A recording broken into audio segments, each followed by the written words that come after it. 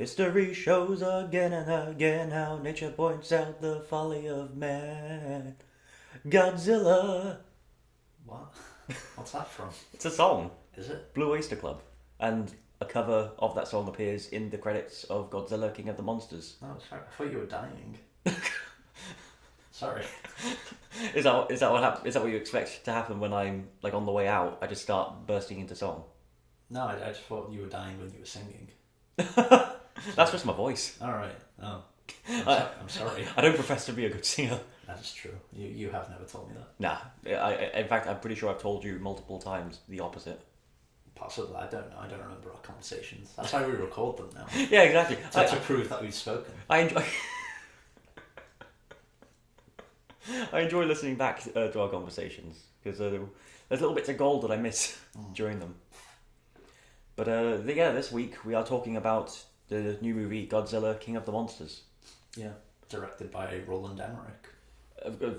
Almost, sure. Yeah. Well, that's where I know all my Godzilla lore from. That was the first Godzilla film I ever saw. Was the Roland Emmerich one. I've seen that one, the first Japanese one, 2014, and this one. Same. So I'm a little behind on my Godzilla lore. Yeah. Well, I'm a massive Godzilla fan, and I love, and I know a lot about like Godzilla lore, but I have seen the same as you. I've not seen like any of the Godzilla versus Gigan or King Ghidorah or whatever. You can explain some Godzilla lore to me later. Yeah, sure thing. I can like have a slight headache. Okay. For the rest of the day. More of a headache than you had during the film. I didn't have a headache during the film. Okay. No, I mean we'll discuss the. We'll get to the film. I got a little bit of news. I get switching off, to be honest. Yeah. But I'll get to the news this week first. So yeah, first bit of news is, so do you like the Kingsman movies? I've only seen the one. Oh, okay, fair enough. Yeah, I believe Channing Tatum is in the second, but that's all I know about him. That's true. He is. He's in. I think he's in the marketing more than he's in the movie. But oh, okay. Yeah, but they've done two films. A prequel is being filmed this year that is coming next February, and it's been revealed that the third film, like of the main trilogy, will probably shoot this year. Okay. Yeah. So we're probably. I assumed we were getting Kingsman 3 a lot later, if this prequel was coming first. So we had Kingsman: The Secret Service, Kingsman: The Golden Circle, and this prequel is called The Great Game. Doesn't need a prequel. That's what I was wondering. Yeah. I was very surprised when they decided to do that before a third film. Do you remember when like stories would just start at the beginning and then they'd end when they'd end, and then we'd get nothing else of them? Good times, yeah. Yeah. I remember that. No, those were good times, yeah. But no, we've got to know how the Kingsmen formed in World War One. You see, that's essential to the story. Wait, why did they form in World War One? I don't know. We'll find out. Aren't they like international? Aren't they everywhere? I think they're. In theory, doesn't every country have their own branch of the Kingsmen? They have like a version of the Kingsmen. So like the American, in the second film, we meet the American organization, which is called the Statesmen. So. Well, I suppose calling themselves the Kingsmen wouldn't be very good. Like, I guess not. Yeah. No. But are you excited? Not really. No. It wasn't World War II one of the bloodiest wars in history. Well, this is World War One. It's set during. Oh yeah, World War One. Well, World War One as well, Greg. Well, nah, it's not a patch on World War Two. No. Nobody died in that, really. No, just a couple. Yeah. All respect to all those soldiers. Fuck's sake. Yeah, I don't know. It's just a weird place to set like a comedy film in. Yeah. Yeah, that's a good point. They are comedies, aren't they? I forget that until I see them. Yeah, I mean, at least Wonder Woman. That was a film. I can't defend that actually. No, never mind. I mean, that was a film that had like dramatic stakes and character development, and moments of humanity throughout, and that kind of took the form of like humor sometimes. But the Germans were the villains, and the German head bad guys were kind of like Nazis. Mm-hmm. But they weren't Nazis because it was World War One. It was World War One, yeah. It didn't seem like full on Nazis. I mean, it wasn't like let's get the perfect race and no one else. To be fair, they did at one point fire huge amounts of gas at a random French village just out of pettiness. Well, that's true, yeah. Just because they could. That's true, yeah. I didn't realise this until like much later after I saw the movie, but apparently the main guy who she thinks is Ares, Danny Houston. Danny Houston. Danny Houston. Like his character was a real historical figure. Really? Yeah, and they just adapted him into the movie. Was he a super soldier? I'm pretty sure not, but Like what? that is his legacy now. What did he do to like the filmmakers to like earn that kind of punishment? Danny Houston or the guy? Oh, the actual German dude. He probably like killed one of their ancestors. Maybe. Maybe. It seems very petty. like incredibly petty. maybe, yeah. That being said, I don't know how I feel about that. Yeah. We're getting off track. This was Kingsman news. We've gone on to Wonder Woman. But Well, I mean, World War One is the that's the thing that ties it together. Yeah. Next bit of news. Did you see the new Hellboy film? No. No. No. Right. I did see the new Hellboy film. Why? Because I love Hellboy. I'm a big fan of it. Do you still love Hellboy? My enthusiasm dipped a little after it Just a because little bit. it's a pretty bad film. Have you read the comics? I haven't. The comics are really good. I really want to read the comics because I rewatched the Del Toro films recently, and I think based on that, Hellboy might be my favorite superhero. I actually don't think the Del Toro comics, the Del Toro films do the comics justice, to be honest. Oh no, I've heard they're very different. Yeah. Like I heard this new film was closer to the comics. It's just a directorial mess. Yeah. But anyway, David Harbour, who plays Hellboy in the new film, he's come out and said, yeah, no, it was bad. He's basically admitted to the flaws of it, No. which I find surprising so soon after it came out. Yeah. You would have thought you'd been under some kind of contract to not say anything negative about it, but Yeah. That being said, the other week, I think last week, it did end its theatrical run. Oh, did it? Because it made so little. Well, Yeah. at least he's still got Stranger Things. I guess so. Yeah. Like, Have you seen Stranger Things? I've seen season 1, not season 2. Oh, okay. But yeah, have you seen season 2? Yeah, I watched it when it first came out. I watched it in the day. Okay, Yeah, fair enough. it was really good. Yeah. Well, no, I'll check it out sometime because I really love season 1 and I've been meaning to get to season 2. And he was one of my favourite parts of it. Yeah. But he had this to say. Like, he said, basically, to paraphrase, like, so many voices go into these, like, big budget films. And he said, like, I did my best and I felt like, pretty proud of what I did.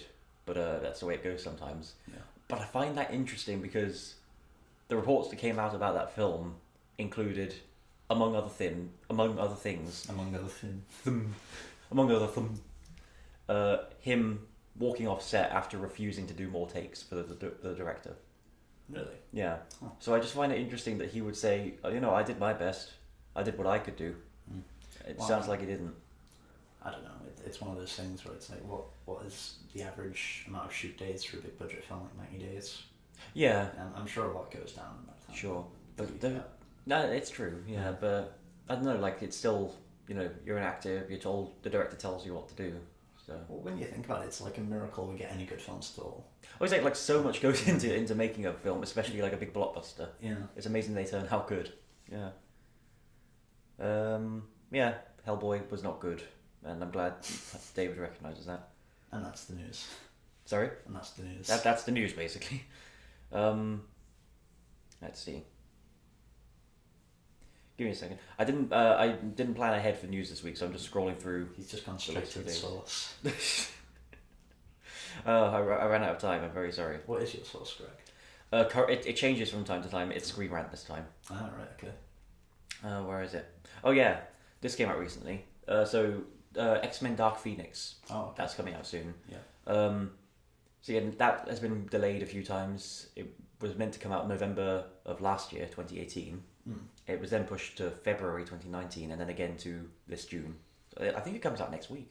Yeah, is that ever a good thing when you get that many delays? I mean, yeah, like films get like pushed back all the time, but like if it's that often and for varying reasons, it's not a great sign. But one of the reasons it's come out is that they had to do a couple of weeks worth of like reshoots. Yeah. Which included reshooting the entire ending from a cosmic space battle to a train. What? Why? I mean, we didn't know that for a while because that's old news. But apparently they've just recently announced that that's because it was too similar to another superhero movie that's come out recently. Avengers. I mean, like they didn't say, but I can only assume Captain Marvel. I haven't seen Captain Marvel, so Oh, it's pretty does that take place on a train or in space? in space. Okay. Like there are bits of it. There's like intergalactic fights, so they're pretty space heavy, and visually the space stuff in the trailers haven't been too far off from So- Captain Marvel. They're moving away from that because they didn't bring their film out in time to. I can only assume it was a coincidence that because both films went into production around the same time, and this was meant to come out before Captain Marvel originally. So. Yeah, so if they had gotten it out when they thought they were going to get it out, they wouldn't have this problem. Yeah, exactly. Yeah, but they had to reshoot. It's just such a. I mean, I don't think reshoots From a cosmic space battle to a train. I know it's a bit of a downgrade. A little bit, yeah. But sorry, what were you going to say? Reshoots? Yeah, I don't think reshoots are a bad thing. I think No. if anything, it suggests that they think they've actually got something on their hands that's worth refining a little bit. But Yeah. Yeah. Yeah, no, like production crews and cast and directors, they should, be allowed to change their mind on something if they put a film together and elements of it aren't working. So if they need to go back and just rework it to be better, then go for it, yeah. I have no problem with it taking place on a train. This new battle. Like if it's a good action scene, sure. It's just It's just such a weird thing to move it to a train. Yeah. I guess. after such big epic scale to a train. Maybe it's like when you go home for drinks after you've been to a nightclub. Yeah, Yeah. I mean, I don't know. I don't know what to make of that. fair enough. Yeah. Yeah, it's Maybe trains are just like somehow thematically important to the film. maybe it's a recurring theme that in the original draft just wasn't resolved by the end. Yeah. So they've had to go back and film everything in a train. Sorry. They've had to go back and film everything in a train. Yeah, I guess like it's going to be the exact same fight choreography Yeah. as it was in like outer space, just in a train. Can we call it Dark Phoenix on the Orient Express? And just have the entire movie take place on a train. I would totally watch an X-Men or a superhero film just set on a train. Yeah, same. That'd be great. Yeah. Like they need to diversify the genre, so why not? Let's see. Oh. I've said a couple of neat ideas about what they can do on trains for superheroes. Oh, go on. I was thinking like Detective Superman on a train. Like He is a detective. He has to use his super hearing in like X-ray vision, which he doesn't normally use in films. It's a good to, point. Solve the crime. It's a good point. Yeah, and he is a reporter, isn't he? He is. Yeah, him and Lois Lane are reporters, so maybe he can Oh, do something. He must be pretty good at like detective work and that. Yeah, you'd think. Yeah. Like, We haven't really seen that in films, have we? all he has to do is like listen very closely. Yeah. Yeah, why not? Yeah, no, I think that'd be fun. Yeah. I think people more expect Batman to be a detective than Superman, but I think that'd be a fun little Batman's twist. boring now. How many Batman films have we got now? So more to come. Yeah. Like, I'm keen for Matt Reeves as Batman because that's going to be more like detective noir, and I think that could be different. I hope he has a Batsuka. That's the one thing I think Zack Snyder didn't include that he should have included, a Batsuka. I mean, that's complete. I was about to say it would be nice if this. I don't mind super much, but it would be nice if this Batman didn't kill. But Well, it Batsuka wouldn't comes kill through them, his- but what it would do is it would hit the ground, send them 9 feet flying, and then they'd just suffer severe concussions. oh, silly me! Oh, have you ever played the Arkham games? I haven't. I hear they're great. They are great, but in Arkham Knight, like the whole Batman gimmick is that he doesn't kill people, right?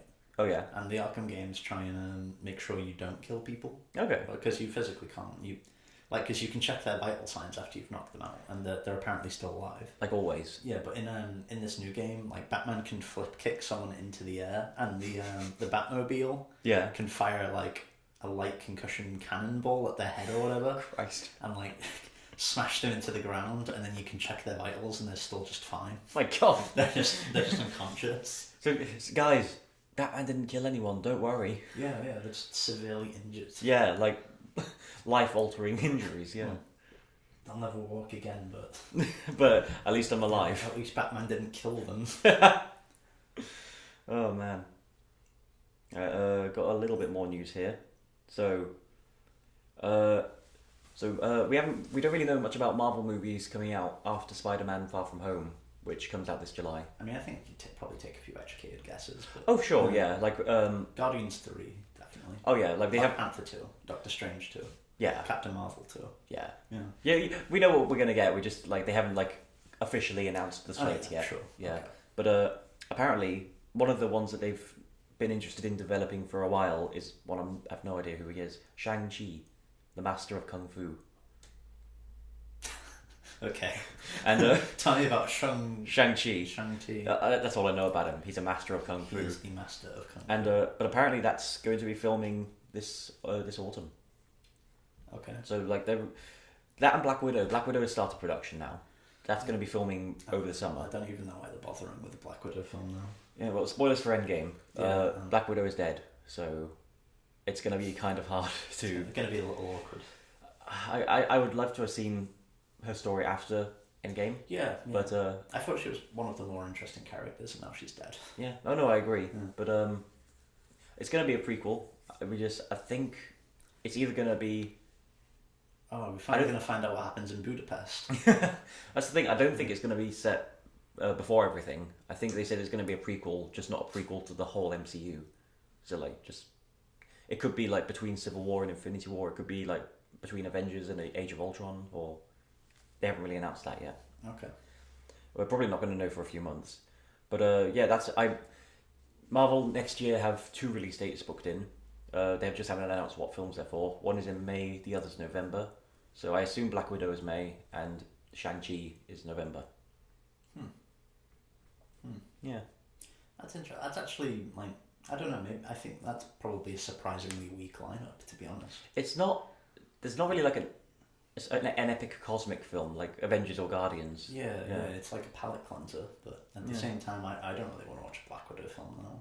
I want to watch a Black Widow film, but I mean, it's a prequel though. It has no bearing on anything else.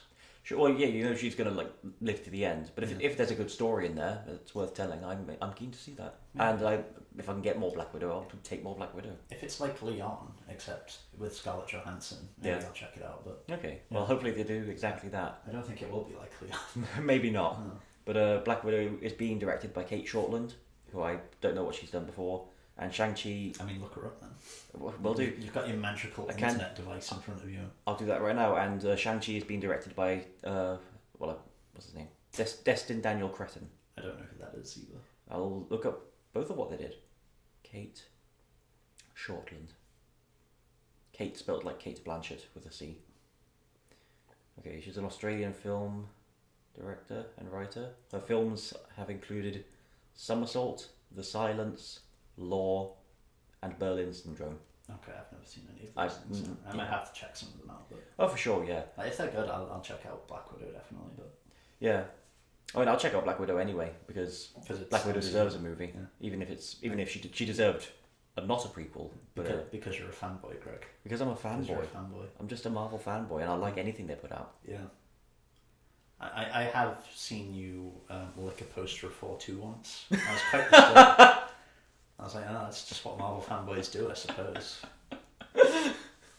You know, just sometimes I love Marvel films, the MCU. It just overtakes us on a physical level, and we just look at Chris Hemsworth, and we're just like, oh. Yeah. That's fair enough. It's true. I'm not judging you. You do you.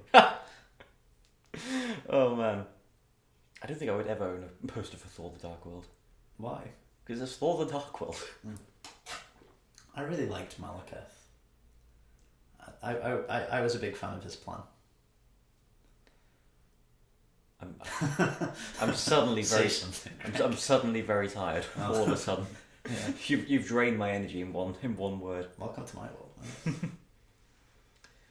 Oh man. And what's this again? Destin Daniel Cretton. He did Short Term 12, The Glass Castle, and his next film coming out next year is Just Mercy. Cool. Wait, no, if he's got a film coming out next year, then he would, if he's doing Shang-Chi and that's filming this fall. He may have already filmed that film. Oh, maybe actually. When does this come out? Oh yeah, it comes out in January. Yeah. So yeah, he's probably already wrapped or he's about to wrap. Yeah. Okay. Yeah, so lucky him, he'll have 2 films in 1 year. Hopefully they're both good. But yeah, so it's interesting because we've got 2 Marvel films next year. One is a woman lead, the other is an Asian lead. Yeah. Cool. That's pretty cool. Yeah. Yeah.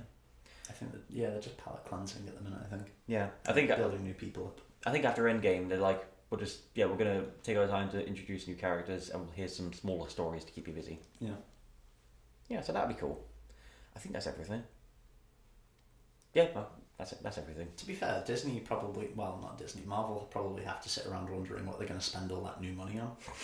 So they probably need the year to just decide what they're going to invest in. I'll grant them. Yeah, I'm gonna. I want to predict what they have coming up, because they've got 8 films coming until 2022. So they've got 2 next year, then 3 in 21, what year then is it 3 now? in 2022. Who knows? Yeah, I think we've got Black Widow and Shang-Chi next year. Year after, it's probably going to be Black Panther 2, Doctor Strange 2, and another one they've got in production is called The Eternals, which I've never heard of before. I think that'll probably be the last one. I think that'll probably be 2022 rather. So I think they want to get Guardians out as soon as now. Well, yeah, but James Gunn is doing Guardians, but he's doing Suicide Squad first, and that's coming out in 2021. Oh, okay. And that must take a while then. Yeah, and Eternals has already got a director attached. Oh, okay. Have you seen The Rider?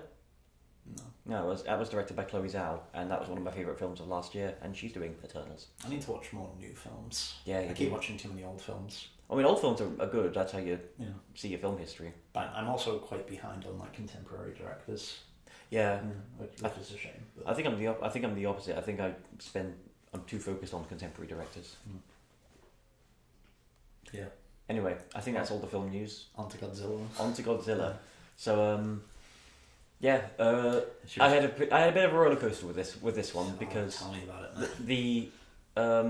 I mean, not in terms of seeing the movie. I mean, in terms of the build up to it. Yeah. Because trailer dropped at San Diego Comic-Con last year, and I think the majority of people, including myself, were like, "This is the best trailer of Comic-Con." I never saw the trailer. Those trailers are epic. They're such not even showing what's in the movie. It's just in terms of construction and music. Right. They're amazing trailers. And a friend of mine said this the other day. He thought this film was going to be the film to make him fall in love with blockbusters again. And looking at the trailers, I can kind of see where he's coming from.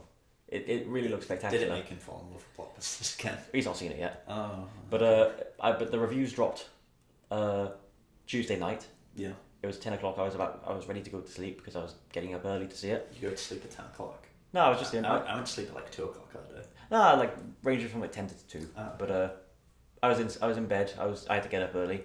And I saw the reviews on Rotten Tomatoes, but the first review I read was from Empire, who I don't normally trust. But I'm like, okay, let's see what they have to say. 1 star.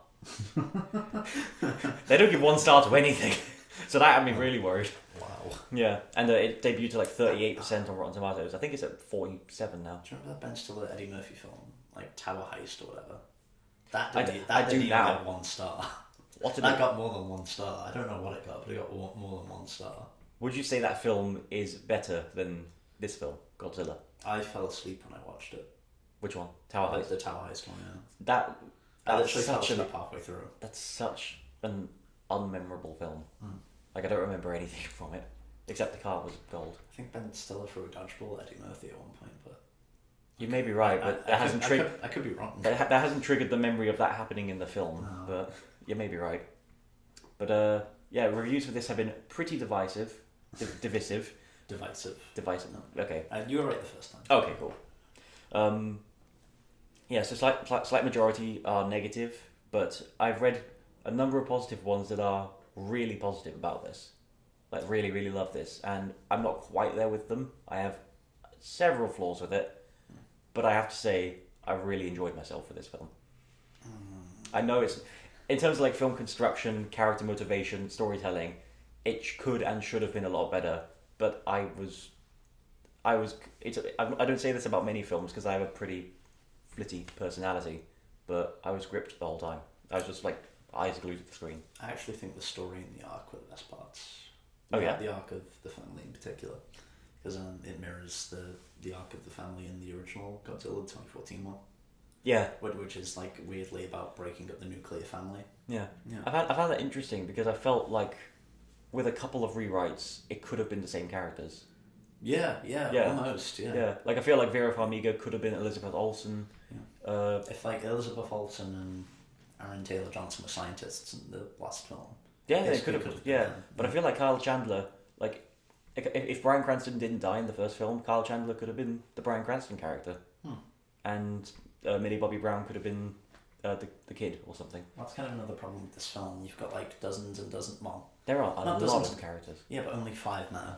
Yeah, only 5 really have any kind of important role. Yeah, like there are a number of because I saw the cast list before going in. I was like, okay, I'll look out for these faces, and I see them, and they have like maybe 5 lines. Yeah. Not even that, like maybe 5 words. Yeah, there's like an army general, and she's introduced, and it's like she's going to be a pretty major role, and she doesn't really appear a whole lot after that. I think she immediately fails in Antarctica and then doesn't do anything. Yeah. Yeah. But it really is just the family of the 3, Charles Dance, and maybe a couple others. And Ken Watanabe, and yeah. I would say those are the only 5. Really, yeah. Because they're the only ones with any kind of real conflict between them. Basically, yeah. They are the ones that like serve the plot the most. They're almost background dressing. Like the most awkward scene in there are quite a few awkward scenes in this film. Yeah. But the most awkward one is when the wife and the husband are having like a Skype call. Like she's in a bunker and he's in like the military base. Oh yeah. Well, are we going into spoilers? We'll do full spoilers in like a minute or so. Okay. We'll just like keep it vague for now. And they're like having a family meltdown. Mm-hmm. But all of like the generals and the military officers and the scientists are just standing behind him, like just staring awkwardly. I mean, the family meltdown. It isn't really like the whole thing. It is more about the situation at hand for the most part. But I know what you mean. A good therapist would have. They would have sorted it right out. If the family just had a good therapist, it wouldn't have escalated to this point. But I think that is kind of the point of the film to some degree. But they didn't have a therapist. No, that old wounds fester. Oh, for sure, and yeah. Get worse and worse. Oh, they do set that up pretty early on as well. Yeah. And it's not like What did you think of the monsters and the action in this film? The monsters are really gorgeous looking. Yeah. The sound design's great. Yeah. This one. The sound design's the best part. I agree. Like I rewatched the 2014 film the night before I went to see this, and I'd forgotten that is a gorgeous looking movie, and the sound design of that film is incredible. Well, this one's a gorgeous looking movie, but there are a few problems I have with it. Yeah. That the lighting can be a bit too much at times. It's very obvious that they're kind of using gels in certain corners of the room to make the scene a bit prettier. The first one felt a bit more real and atmospheric. This one is still really, really beautiful to look at, but it's kind of like aside from all the monster action and just in terms of like shot design, it's a bit flashier. Yeah, but I think the shots actually do the monsters a disservice, because in the original Godzilla, correct me if I'm wrong, but we only ever see the monsters from the perspective of people.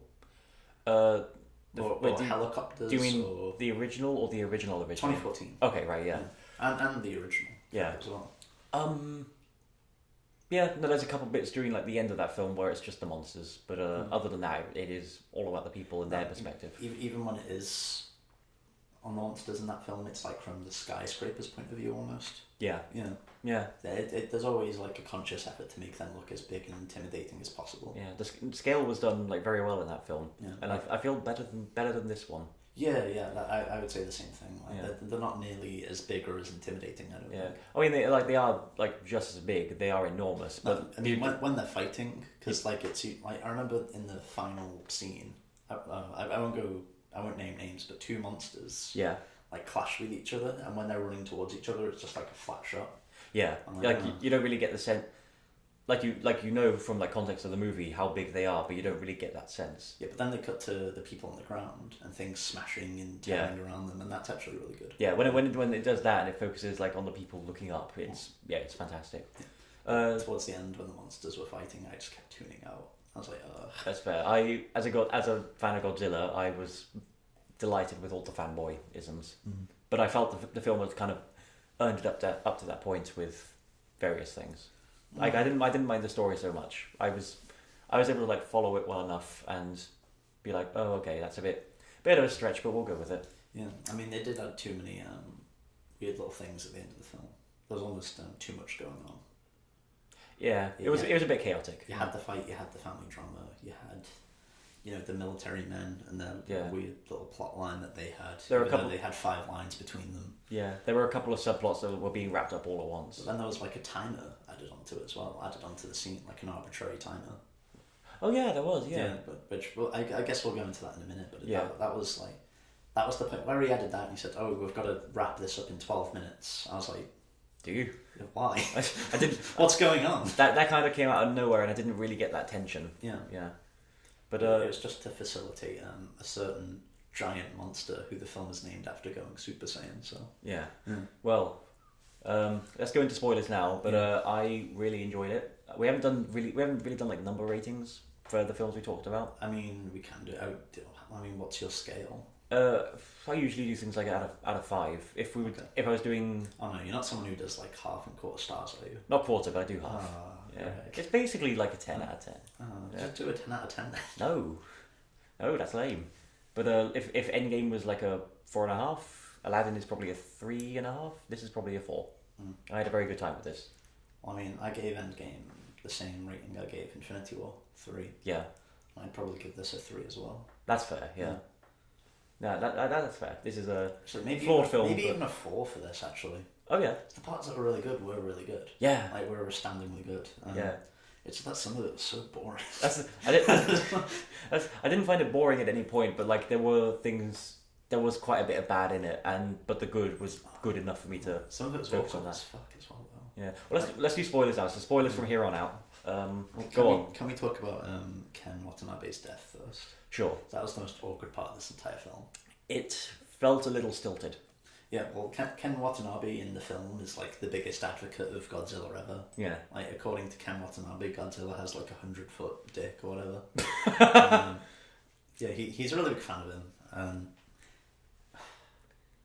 At the end, he kind of has to recharge Godzilla because at some point the military fired an oxygen bomb at him or something. Yeah, it was like a nuke called an oxygen destroyer, which was in the very original 54 film. Was it? Yeah, so there was a callback to that, and it was to kill both Godzilla and King Ghidorah, who are having a scuffle in the ocean. Ghidorah survived because he doesn't need oxygen. Sure. Because he's an alien. Yeah, and something.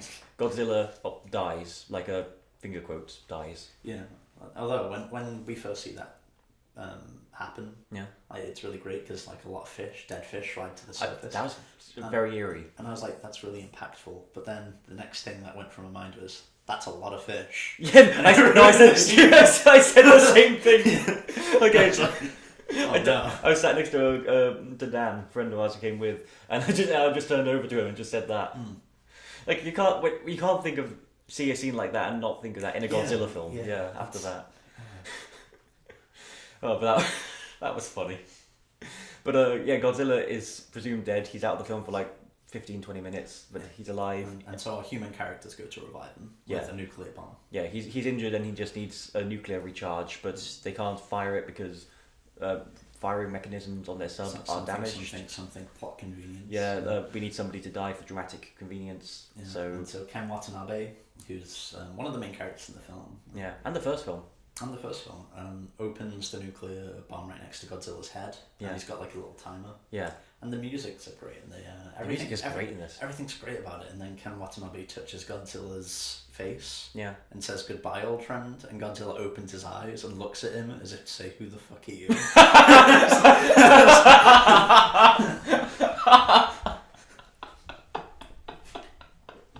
I was like, wow.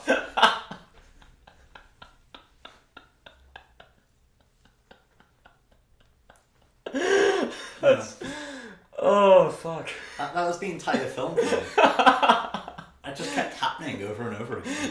That makes me think of the post-credit scene of Dragon Ball Evolution, where it's like Piccolo is thought dead, but he's actually alive, and he's in bed, and this woman brings over healing liquid to him, and he just turns over. And to me, it's just like, wait, who are you?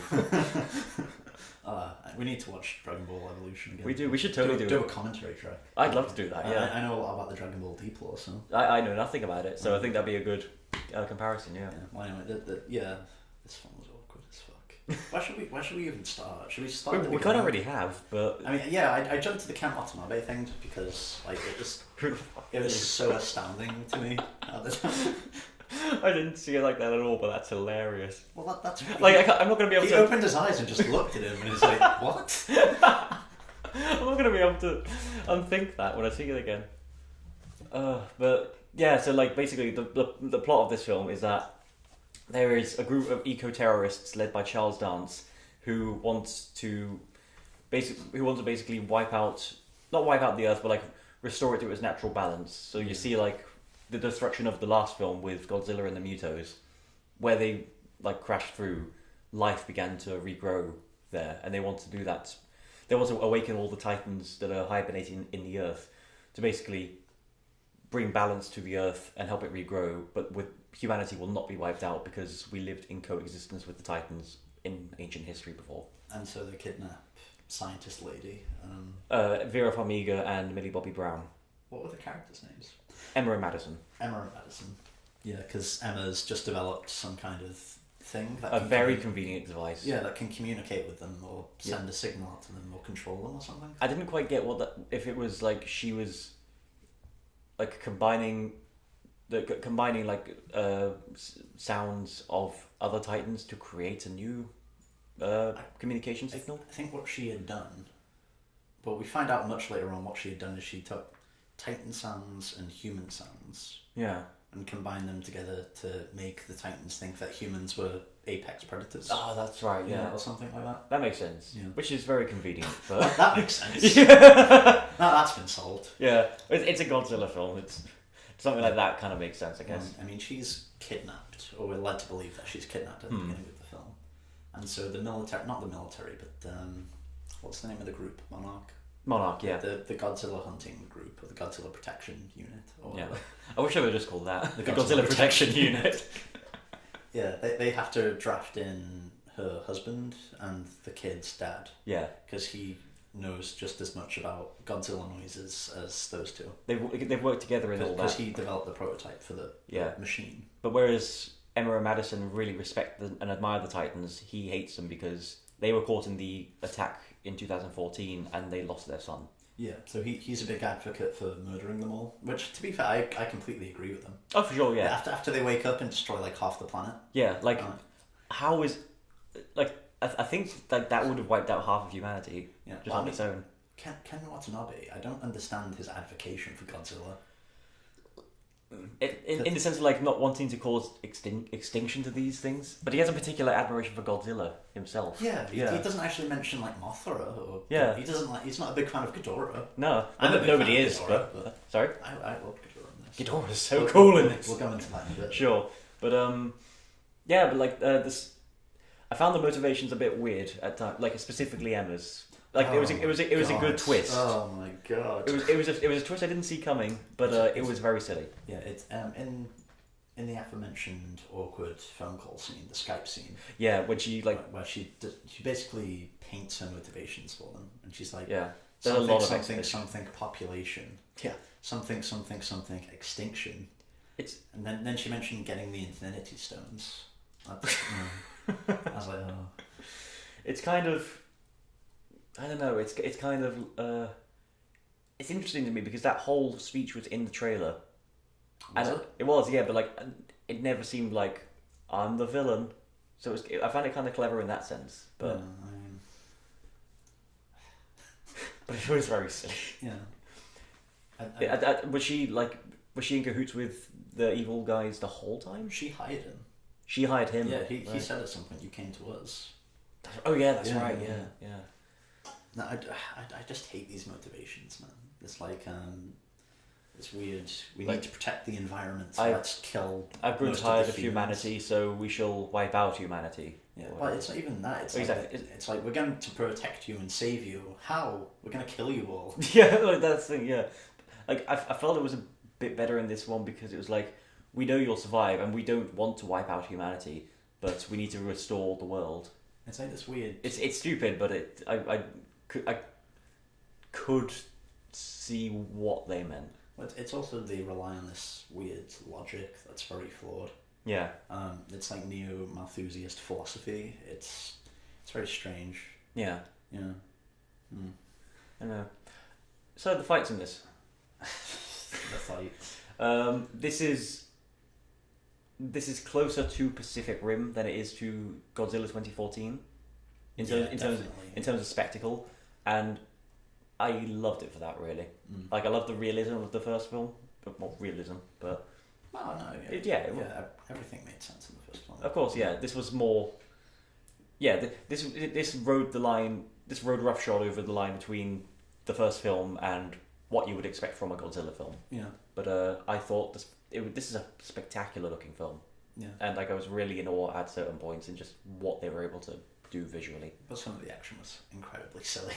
Oh sure, yeah. Like, There's a bit. When I was thinking more when Ghidorah first wakes up. Oh yeah. And he's climbing out of this giant Antarctica base. Yeah. And like all the troops are running away from him, and like 6 guys just turn around and start firing their guns at him. I mean, that was in the first film as well. Well, it's funny because like all the 3 heads just kind of look at them. Yeah. Like, they're debating like who gets to eat who. Yeah, that's and then right. at the end, like the middle one kind of bullies them into like burning them all, and then they start eating them. Yeah. And it's like, oh, I like Ghidorah. Yeah, no, I like Ghidorah. I love that they gave like that all 3 heads had such a personality, and like the middle one was like the alpha, the ringleader. Yeah, although there's this weird part like coming into the 3rd act where like one of the scientists was basically like, oh, Ghidorah might be an alien, by the way, everyone. But I don't understand the relevance. It kind of... Is that like Godzilla deep lore? Or? Well, it made sense in that, in why like Ghidorah could like control all the Titans. Well, no, because Godzilla can control all the Titans. Yeah, but like he's meant to do that anyway. He's like the alpha, the king of the monsters. But then Ghidorah comes out of nowhere and is able to do that himself. I mean, I'm pretty sure that's what they said. According to the Hulk. This is how the Hulk explains it. This is Hulk logic. No, I don't understand the significance of him being an alien. I would go to the Wikipedia plot synopsis, but it's not there right now. Really? Yeah. Why not? I guess it is. I guess it did come out yesterday. So, but even so. Yeah, it just bothered me. It didn't bother me that much. Like I can't remember exactly what they said, but I remember being like, he's not part of the natural world, therefore he doesn't need to have oxygen. That's why he's like the oxygen. That's bomb. right. Like he's not part of the natural world, so he's like not affected by the natural world. And he can summon tropical storms. That's right. Yeah. he's an alien. He can just do that. Yeah. Aliens can just do that. Who knows? Yeah. And they have 3 heads. Yeah. Yeah. How did he even get here? It's a good question. That's never explained. Did he fly? Did he fly through space? He just kept flying until he just hit something. Yeah. Earth. He came from Mercury. I think they called him a demon that fell from the sky, or something. Right. Yeah. I mean, yeah, but wouldn't all of these monsters be demons to some degree? Oh, sure, but like he came from, they say from the sky, so like he came from outer space. Well, who said that? I can't remember. Who wrote that down? I can't remember. She just at one point had a book and she was like, oh yeah, he might be an alien. What? You can't just come out with that. Was that after Ken Watanabe died? Or... I think it might have been before. Before, yeah, in that case I can't remember. Because after Ken Watanabe died, like the action picks up and they immediately go to Boston. That's right, yeah. So it would have been before because it would have been a slower moment. Yeah. No, that character had quite a lot to do in this film. Ken Watanabe? No, the Asian lady. Did she? Yeah, no, she had a pretty prominent role. Well, in this, and like one that I can see her reappearing in future movies with. She ran away from Antarctica. Yeah. She stood outside in the rain when Mothra was born. Yeah. And she pointed at a book and said, "Look, he's an alien. He's an alien. Yeah, bro. Bro, check this out." Yeah. But yeah, no, like she had a lot of like there was a lot of exposition in this movie. Quite a bit came from her. But yeah. Oh, okay. Yeah, she's the exposition machine. One of the many. Yeah. That was most of the dialogue, to be fair. It's weird. It was a very exposition heavy movie, and I also didn't notice a whole lot until afterwards. I was like, oh yeah, it was, wasn't it? Yeah. But man, can we talk about how weird it is that Mothra and Godzilla are apparently like lovers? this dinosaur and a butterfly. Yeah. Yeah. But that's they've always had a connection like in Godzilla lore before. Have they? Yeah. What's that connection in Godzilla lore? What's the deep lore? I don't think it's not romantic. It's just like they have like a mutual respect for each other, and like if one, and they'll fight, but like if like one is in trouble, the other will defend them. Like if there's like a bigger threat that needs sorting out. Why? It's Godzilla movies. They don't really explain it. In this one, it's more like it's like the symbiosis of relationship of species or something. I don't know. Yeah, and Rodin and Ghidorah are good pals. Yeah, well, I mean they're not until Ghidorah becomes the alpha. Yeah. It's like, hey, this is my crib now, and then Rodan just kind of bows to him. Yeah. Yeah. This is a strange film. This is a very strange film. I can't have predicted a lot of it. I was going like this. No. I don't know. I didn't see the Ghidorah alien thing coming. That really threw me for a loop. Is that really stuck in? That was when the film kind of lost me, to be honest with you. Right. That's when I was like, oh, what the fuck is going on? See, I'm pretty sure Ghidorah is an alien anyway, and when like in Godzilla lore. Yeah. And so when they said that, I had forgotten, and so I was like, oh yeah, he is an alien, isn't he? But if you didn't know that, how the hell did he get here? they don't explain, do they? No. Well, he's dead now, so we'll never know. And they just kind of like drop the city of Atlantis on us at one point. Like they don't call it Atlantis, but it is Atlantis. It's basically Atlantis, yeah.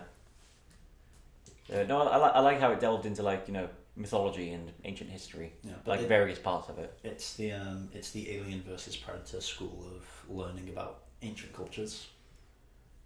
I've not seen Alien versus Predator. Well, they find a Predator temple under Antarctica. Oddly enough, it's actually, that film is actually I think kind of based on At the Mountains of Madness. If you've read that. Alien versus Predator. To some degree, because it takes place in Antarctica and it's about humans discovering ancient alien civilizations. Huh. Yeah. Well, that would be enough to drive them insane. That is pretty inspired. Obviously, there's a cut-off point where it becomes Alien versus Predator and not Mountains of Madness, but still. Oh, sure, yeah. But I imagine the same with this film. What? I imagine the same with this one. Like, there is influence in that way. They find something in Antarctica. It's a big behemoth monster thing. Yeah, kind of. I suppose you can say it's kind of like that. Yeah. Yeah. Yeah, but yeah, there's that scene in Alien vs Predator where they just kind of look at a wall in this ancient alien pyramid in ancient alien hieroglyphs in language that they couldn't possibly understand. Yeah. And within 2 minutes, he's like, "Oh yeah, a bunch of predators captured aliens and bred them for hunting." Oh, okay. And you get this huge flashback scene. And it's like, I'm not an expert, but I'm pretty sure in real life it takes a lot longer to decipher that kind of stuff. Rather than just the time it takes. It's the same in this film as well, as they were just going through these ruins and they were just looking at these walls. You're like, oh look, Godzilla and the others were just like gods to these people. Yeah.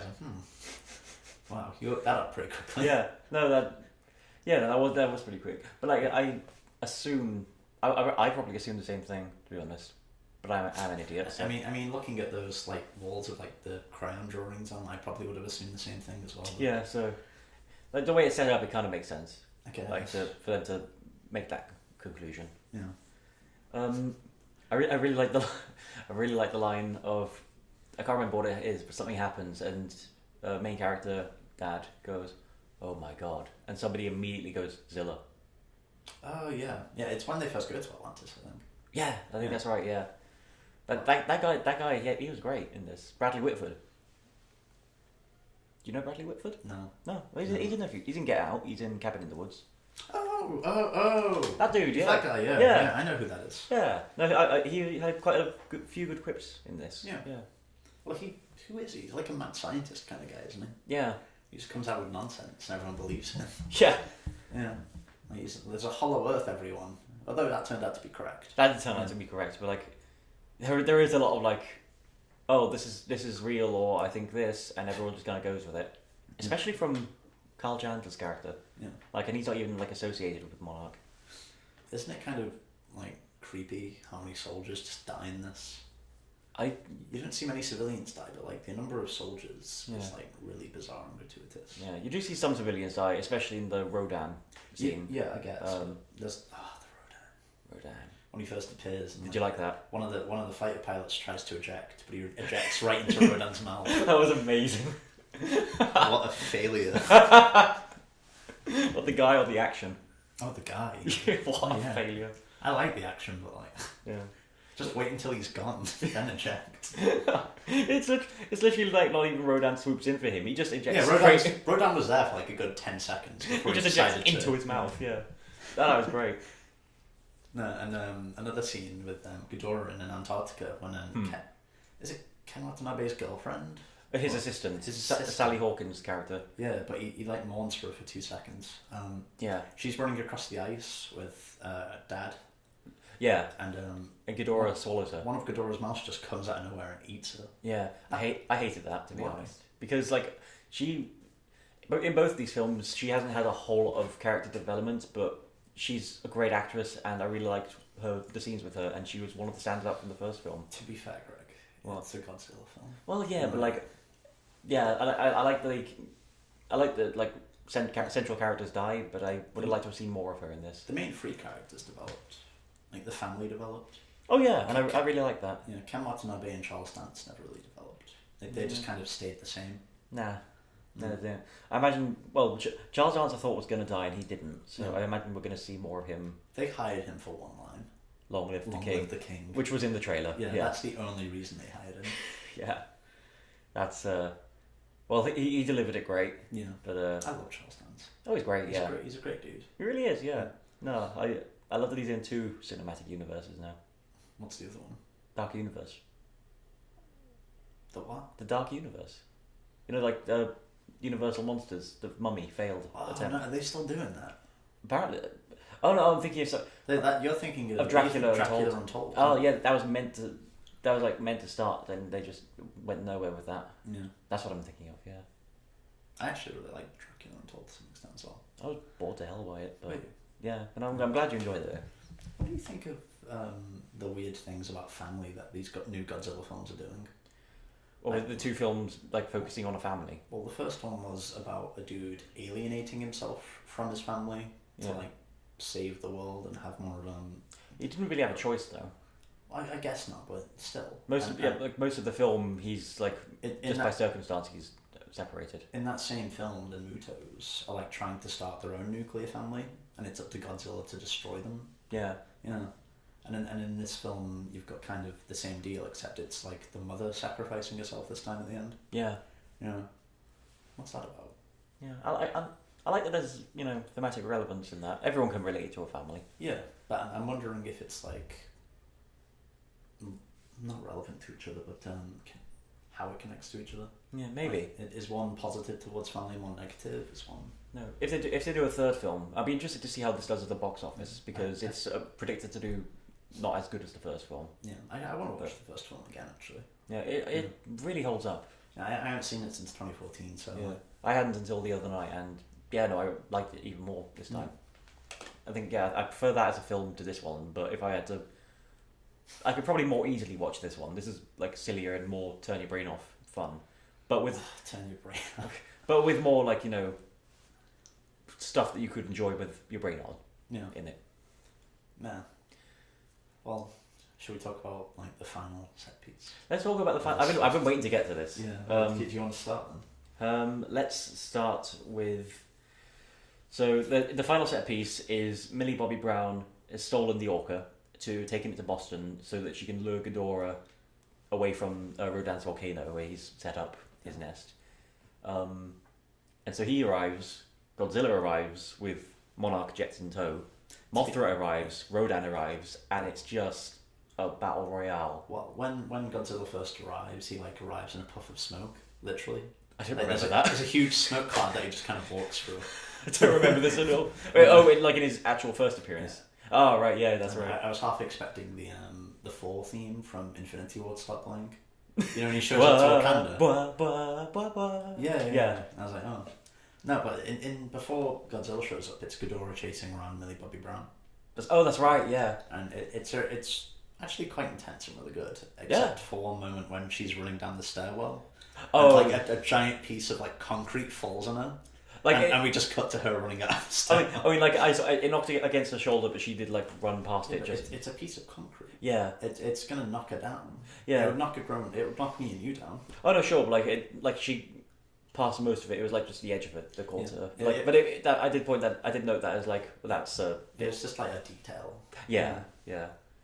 I quite like the when they were searching for her later on, and you see her hand in the rubble. Yeah. They lift it up, and she's just in a bath. Oh yeah, that's pretty clever. Yeah, no, I quite like that. Yeah. Well, this is the scene where. Okay, so we know she's in the city. And the mother and the father are separately racing there to go and save her. Yeah. and the military are going with Godzilla to kill Ghidorah before he takes over the world or whatever. So we know all the stakes. Yeah. And then insane scientist man says, okay, so Godzilla's nuclear bomb meal has turned him into... What? Oh, that's right. Oh, it was always like... didn't it say like... The nuke that Ken Watanabe set off, it worked too well. Godzilla will go thermonuclear in 12 minutes. In 12 minutes. And then like 2 minutes later, he's like, we've got 6 minutes left. Yeah, well, that's a movie like Countdown. That always happens. Yeah.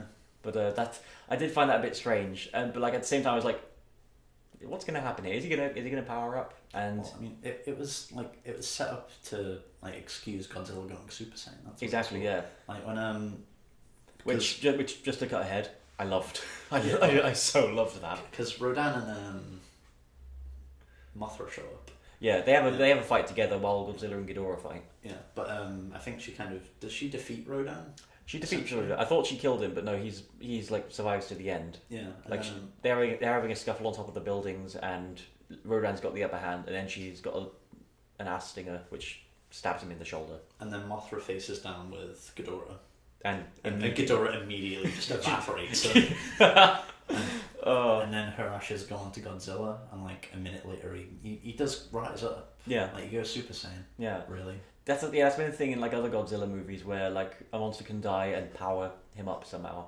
I assume if it were like absorbing nuclear radiation energy or something. Yeah, for the tears of the crying children watching them. It's Pokemon the first movie all over again. Yeah. But yeah, I was sad that Mothra died because I like Mothra a lot, but I mean, I didn't really care. But fair enough. Good for Mothra. Yeah, but yeah, she Godzilla was defeated. Mothra lands down on top of Godzilla's body to guard him. She flies up at Ghidorah and is just immediately twatted. Yeah. But then Ghidorah's about to kill Godzilla again, but mum friend. Yeah, she realizes the error of her ways that destroying the entire planet isn't necessarily the best way to continue the human species. Yeah. So she gets the orca and drives off and lures Ghidorah away. Yeah, so like Ghidorah chases her, and we don't see her die, but she dies. That was really funny when Ghidorah chases her, right? Yeah. And she crashes a car violently, and she just gets out of the car and she's still alive. Yeah. And she just like speaks to Ghidorah. Yeah. Says "Long live the king" to Ghidorah. Yeah. And then Godzilla stands up and he steps forward.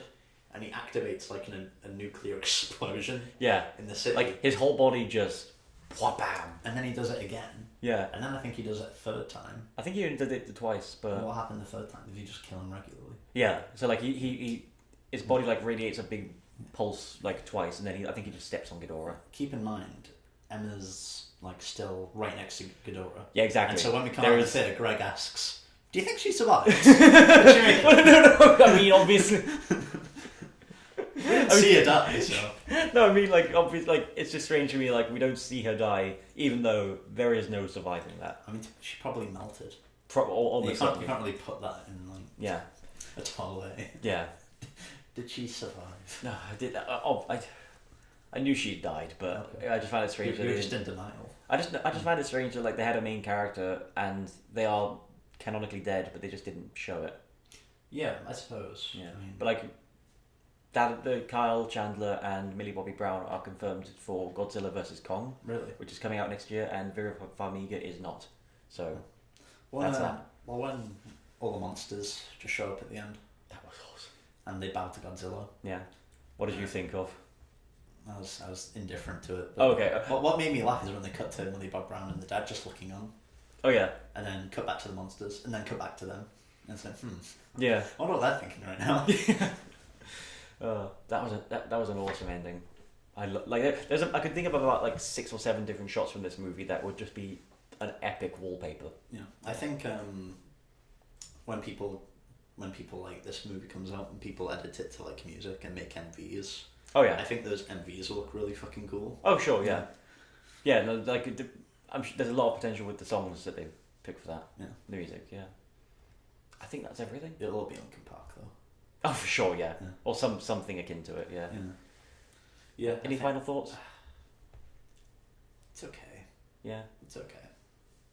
I got bored, but it is okay. That's fair, yeah. No, I'm interested to see what it's like on a rewatch, if it gets any better or worse. Yeah. But for the most part, despite the stupid stuff, I had a very good time. Ooh, I want a supercut of all of the awkward moments in the film. I didn't think there were that many awkward moments. There were tons. Oh, I'll look out. It's because it took place over a 2-hour-long film, Greg. But That's there were true, tons. Oh yeah, and as you can probably tell from the start of this podcast, there is a cover of the Blue Oyster Cult song Godzilla. Yeah. And that plays during the credits, and that is great. And Ghidorah is an alien. Ghidorah is an alien. If you're going into it, like, and you haven't seen it yet, just be prepared for that bombshell. Yeah. Well, if you've listened this far, having not seen it, after the spoiler warning. Anyway, I think we'll call it that. Sure. So,